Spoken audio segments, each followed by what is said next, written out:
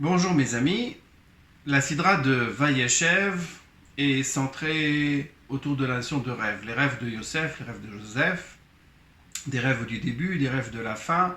Les rêves du début sont les siens, les rêves de la fin ne sont pas les siens. Mais toujours est-il que le sujet du rêve, des rêves, est le sujet principal de cette paracha. Chalamti, j'ai rêvé, nous dit Joseph, Veine kama alumati, et voici que mes gerbes, Vegam, elle s'est dressée, et Vegam nitzava, et elle était debout. Voilà, donc c'est comme ça que ça commence. Les rêves sur les gerbes qui se dressent, toutes les gerbes, les autres gerbes se prosternent devant lui, les étoiles, etc., et la lune et le soleil se prosternent devant lui. Ses frères sont horrifiés, c'est le mot. Son père est plus, disons, il est plus retenu. Hein? Shamar et Tadavar, il a gardé la chose, c'est-à-dire qu'il ne l'a pas explosé, mais pour lui, c'était quand même quelque chose de pas ordinaire, de pas banal. C'était pas quelque chose sur lequel il a pu simplement passer en se disant bon bah c'est le rêve d'un gamin, il a fait un cauchemar et voilà on va essayer de le calmer et tout va bien se passer. Toujours est-il que quand on lit ce texte, quand on regarde le début de notre paracha, on comprend bien que ça soit pour les frères de Joseph ou que ça soit pour son père, ces rêves ont une réelle signification. C'est pas quelque chose d'anodin, c'est pas quelque chose comme on pourrait le dire aujourd'hui, voilà, ben tiens, aujourd'hui j'ai rêvé du numéro du loto, on en rigole un petit peu, on va acheter le loto et puis 99,99999% des chances que ça soit pas ça. Ok. Oui, un rêve, c'est juste un rêve. Pour nous, dans notre civilisation, un rêve, c'est pas quelque chose auquel on attache une importance fondamentale. Nous vivons au XXIe siècle et notre vie est marquée par les acquis de la science. On vit sur les découvertes, on vit sur les avancées technologiques. En quelques années, notre vie quotidienne a totalement changé. En 100 ans, on peut dire qu'il y a 150 ans, on va dire, 150 ans, la vie des gens était relativement proche, 200 ans de ce qu'elle était vraiment des centaines et des centaines d'années avant. Mais maintenant, ça n'a plus rien à voir. Ça n'a plus rien à voir. L'homme va dans l'espace, il communique. Je suis en train de vous enregistrer un petit film avec le téléphone que j'ai dans ma poche. Même il y a 20 ans, jamais j'aurais pu imaginer. Et pas seulement moi, personne n'aurait pu imaginer. Donc, notre civilisation est une civilisation scientifique, une civilisation d'acquis technologiques. Et comment est-ce qu'on peut regarder un rêve et lui attacher une quelconque importance? Ça paraît vraiment quelque chose de totalement anachronique. Est-ce que ça a vraiment encore une signification pour nous aujourd'hui? Voilà, c'est ça un petit peu la question que nous pose ce texte quand on s'y confronte, quand on veut regarder ça de façon un petit peu honnête, aujourd'hui, au XXIe siècle. Bah oui, un rêve, ok, c'est un rêve. Ah, okay. Voilà, j'ai lu un roman, je suis allé me promener, bon, ok, pas plus que ça, quoi. Pour la science, un rêve, c'est rien. Un rêve, c'est l'activité du cerveau qui, au temps du repos, fait circuler différentes images et fait travailler de façon différente ses circuits internes pour travailler l'information qui a été accumulée dans le précédent temps d'éveil et pour finalement reprendre des forces et puis pour pouvoir continuer au temps d'éveil suivant à fonctionner de façon normale. Et on sait très bien médicalement que si on empêche quelqu'un de dormir et si on empêche quelqu'un de rêver, c'est pas possible. C'est pas possible plus qu'un certain nombre de temps, mais qui est finalement très restreint.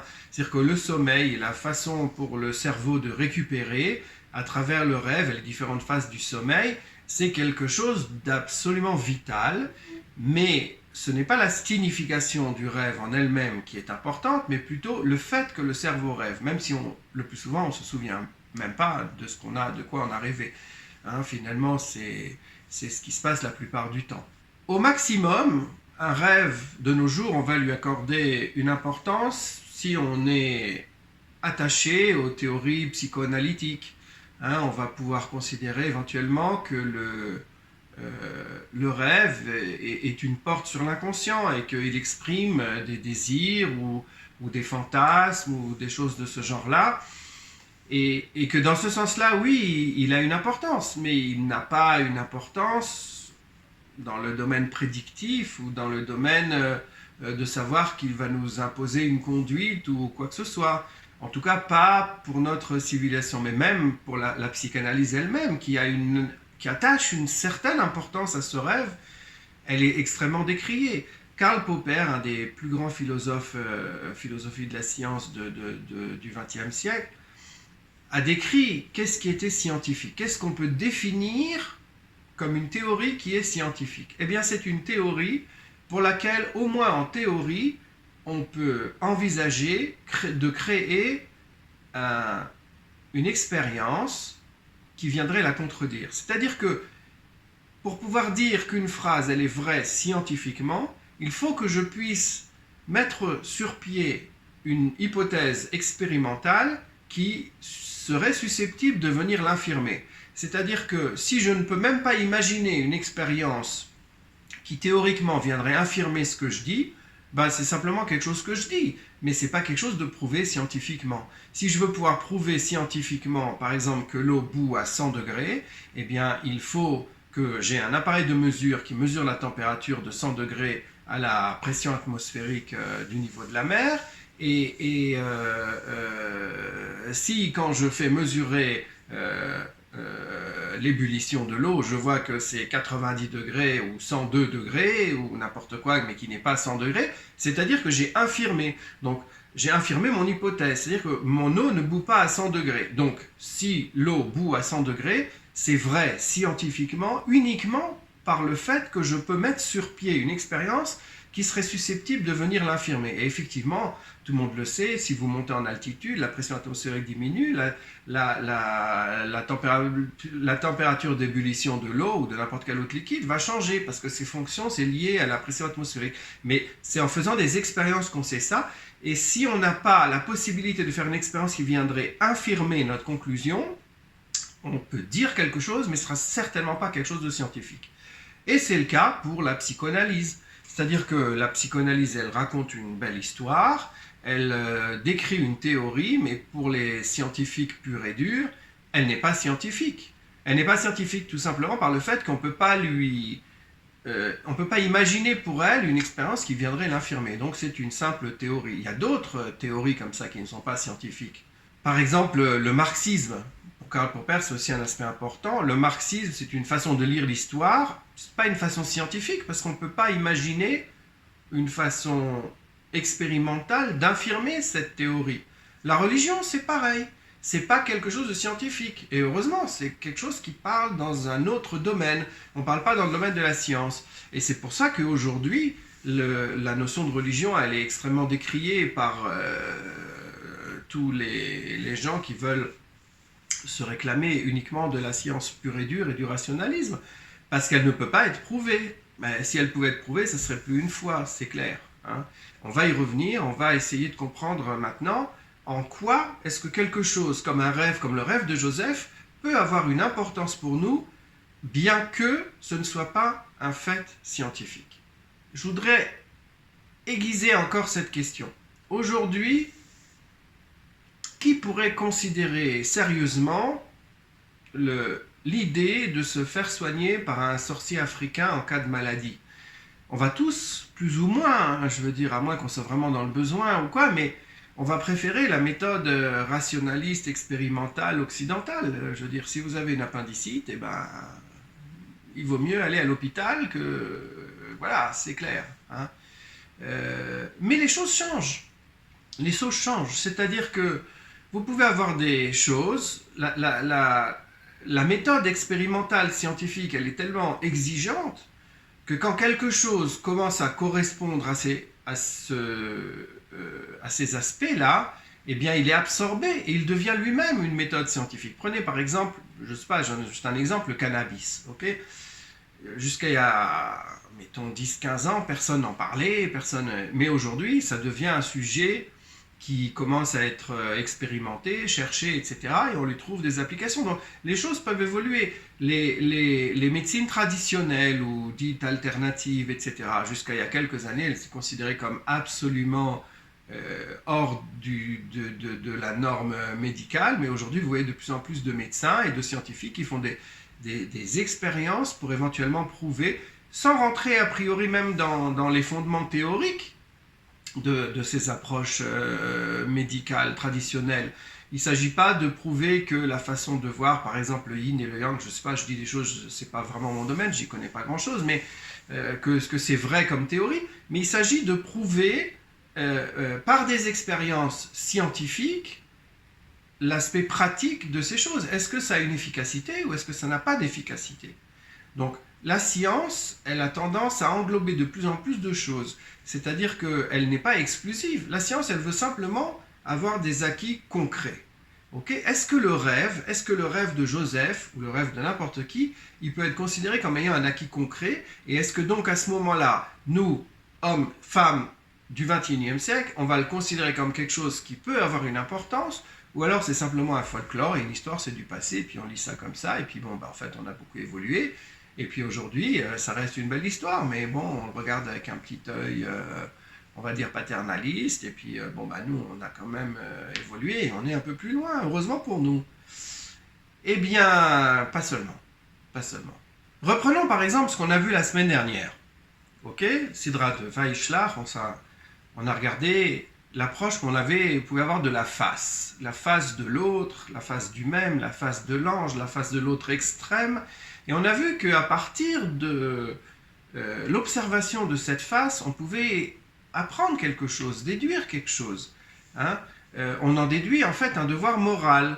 On a déduit l'éthique. Appelons ça, j'ai appelé ça l'éthique première, on en a parlé dans Bereshit, on est revenu un petit peu la semaine dernière. On en a déduit l'éthique, la notion même de l'éthique. Okay? Donc, on a un fait, c'est je regarde la face de quelqu'un d'autre et j'en déduis quelque chose, mais ce quelque chose, il n'est pas quelque chose de scientifique. Mais bien que ce ne soit pas quelque chose de scientifique, c'est quand même quelque chose que j'apprends et que je dois utiliser et que je vais déduire dans mon comportement quotidien. Okay? Jacob, dans la suite de la paracha de la semaine dernière, on l'a vu, il s'est battu avec cet ange. Il a eu donc un événement historique, cette bataille, une anecdote, une histoire, et il en a déduit un acte pratique pour conserver, si vous voulez, le souvenir. C'est ce qu'on a vu la semaine dernière, la bataille de l'ange, et l'interdiction qui en a découlé, l'interdiction donc de manger le nerf sciatique. Donc, un fait, il s'est passé, une histoire, et on en déduit un devoir, une façon de se comporter. Donc ce n'est pas uniquement le fait scientifique qui va nous permettre de déduire une norme de comportement, mais il y a aussi autre chose qui peut exister à côté de cette norme scientifique et qui peut impliquer un comportement. C'est ça un petit peu ce que vient nous enseigner tout le livre de Bereshit en fait, et l'histoire de Joseph avec ses rêves, ce n'en est qu'un exemple.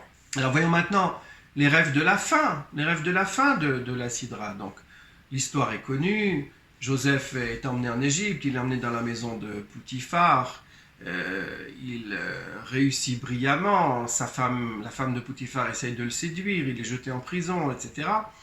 Et la Sidra se termine sur le fait qu'il se retrouve à garder les anciens ministres du pharaon qui ont été déchus, hein, le Sar Mashkim et le Sar Tabachim. Donc, Sar Tabachim, je ne vais pas rentrer dans les détails, souvent on traduit par le chef cuisinier. À mon avis, quand on regarde l'histoire du Tanakh, c'est plutôt l'exécuteur des basses œuvres. Tabach, pas dans le sens de cuisinier, mais dans le sens d'exécuter. Mais bon, c'est vraiment un petit détail. Le Sar Mashkim, donc c'est le sommelier, hein, on va dire. Et Yosef leur donne la solution de leur rêve. Et il leur dit bien, c'est de Dieu que ça vient, mais il dit au sommelier, toi tu vas sortir, tu vas être réhabilité. Quand tu seras réhabilité et que tu vas te retrouver devant le pharaon, s'il te plaît, par pitié, rappelle-toi de moi, rappelle-moi son bon souvenir et explique-lui que je n'ai rien fait, je ne suis pas coupable et je subis une injustice dramatique. Et finalement, il faudrait que je sorte d'ici parce que je ne mérite pas mon sort. Velo zachar Sar Mashkim, et le sommelier ne s'est pas souvenu, et Yosef, il ne s'est pas souvenu de Joseph, Vaish Kacheu, et il l'a oublié. Il l'a oublié. C'est-à-dire qu'il avait un devoir de reconnaissance. C'est un devoir qui est moral. C'est pas un devoir qui est un acte qui est imposé par une notion scientifique et contre laquelle on ne peut pas lutter, et qu'on est obligé d'accepter. Hein. On peut dire je le fais pas, mais si je le fais pas, c'est que je suis dans l'erreur. Là, non. J'ai un acte moral, et cet acte moral, il m'est imposé par mon histoire, donc notion qu'on vient de voir, l'histoire impose un acte moral, et pourtant, Vaïsh Kaché, où il a oublié. C'est-à-dire que cet acte moral, il a une voix très faible. Eliyahu Hanavi utilisera l'expression de dire Kol Dmama Daka. Hein? C'est la petite voix du silence. Cette voix, la voix de la conscience, la voix qui nous oblige, la voix qui... Parce que Dieu se trouvait donc dans la vision d'Eliyahu Hanavi, dans Melachim, Dieu est présent dans la vision du désert, il a donc fui, et Dieu est présent, mais il n'est pas dans le vent, il n'est pas dans la force, il n'est pas dans la terre, il n'est pas dans... Il est dans la Kol Dmama Daka, la voix de Dieu, la voix de la conscience, la voix du devoir. C'est une voix silencieuse. Kol Dmama, la voix du silence. Mais ça veut dire quoi, la voix du silence? Le silence, il n'a pas de voix. Par définition, le silence est le silence. C'est quand il n'y a pas de voix.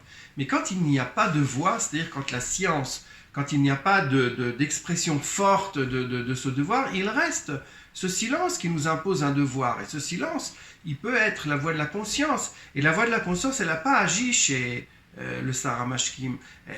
Il l'a oublié. C'est très facile d'oublier la voix du devoir. Et c'est très facile d'oublier cette voie du devoir, bien uniquement par le fait qu'elle n'est pas imposée par quelque chose d'irréfutable comme la science. C'est quelque chose qu'on s'impose à nous-mêmes, qui nous est imposé par notre histoire, par notre perception, par notre sens du devoir.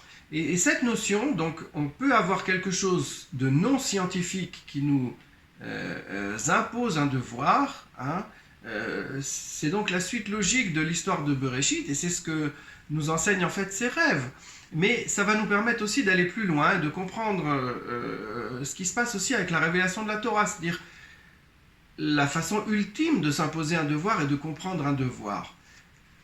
Dans la révélation de la Torah, dans Shemot, chapitre 20, verset 14, « V'chol ha'am ro'im et akolot » et tout le peuple a vu les voix. Voir les voix. Si on voit, c'est quelque chose, c'est un objet, mais la voix, c'est quelque chose qu'on entend. Il y a ici une contradiction dans les termes. Comment est-ce qu'on peut comprendre qu'on voit des voix? Eh bien, c'est simple, c'est la suite de ce que je viens d'expliquer. On voit la situation qui nous entoure, on voit le monde qui nous entoure, et ce monde nous parle et nous ordonne. C'est-à-dire que je vois l'expérience que je vis, je vois le fait que j'ai une histoire, que par exemple pour Yaakov, j'ai lutté avec l'ange et j'ai été frappé sur le nerf sciatique, et j'en entends de cette vision, je déduis le commandement. C'est-à-dire que la vision de mon histoire, la vision du monde telle que je la comprends avec mon expérience, m'impose un certain devoir. Et cette vision me parle. Et c'est ça que ça veut dire finalement, quand la Am Ro'im et Akolot. Il voit les voix. Oui, c'est ça. C'est ce devoir qu'on entend en voyant le monde qui nous entoure. C'est cette capacité d'avoir une perception du monde qui dépasse le simple cadre de la science.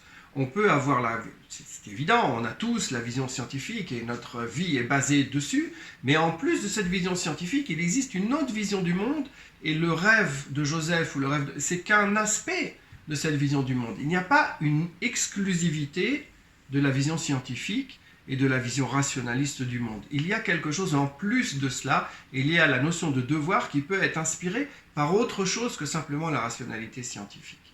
C'est-à-dire que la notion du devoir nous est perceptible bien avant la notion de la preuve. On n'a pas la preuve du devoir, on a le devoir sans preuve. On a le devoir en tant que devoir. Et pour continuer dans l'exemple que j'ai pris pour expliquer le nom de la Torah, c'est un petit peu ce qu'ont dit les enfants d'Israël. Naase venishma. On fait avant la preuve. Parce que la preuve, elle n'est pas nécessaire à la perception du devoir. On va comprendre, nishma. C'est certain, on va faire tous nos efforts pour comprendre. Mais le naase, le sens, la notion même de devoir, elle n'est pas limitée par la compréhension. Elle précède la notion de la compréhension. C'est-à-dire qu'on adopte une façon de voir le monde qui n'est pas uniquement scientifique. On accepte de prendre sur nous des charges, des devoirs, même s'ils ne sont pas prouvés de façon absolue par une expérience. Et c'est là le secret, comme on le voit pour le verset de Naaseh Venishma, le fait que les enfants d'Israël ont accepté la Torah avant même de la comprendre. C'est ça le sens de la notion de Kabbalat Ol Malchut Shamaim, d'accepter le joug de Dieu sur nous. On n'a pas besoin de comprendre pour accepter le joug de Dieu. Ça va, c'est important, tout ce qu'on veut, ça va venir, mais après.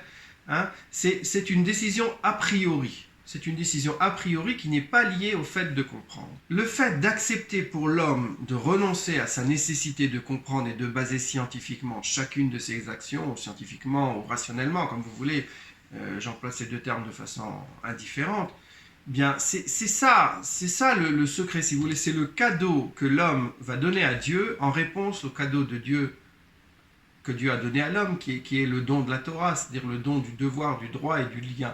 C'est-à-dire que c'est ces deux parties qui se lient. On revient dans la fin de la paracha, dans la fin de la Torah, surtout dans le livre de Dvarim, on l'a vu les précédentes semaines. Voilà, on revient sur cette notion. C'est-à-dire que notre lecture de notre paracha, on se dépasse le simple cadre de l'anecdote et de dire voilà, c'est un rêve, etc. Et ça nous ouvre une porte vers une compréhension d'un monde qui peut être un monde qui n'est pas uniquement basé sur la rationalité et sur la scientificité, mais qui est ouvert aux perspectives d'une expérience qui peut être différente et qui peut nous imposer un devoir et une vision du monde qui ne soit pas obligatoirement, exclusivement.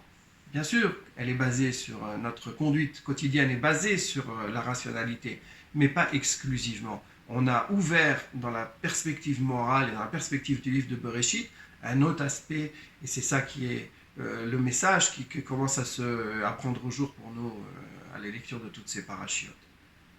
À très bientôt.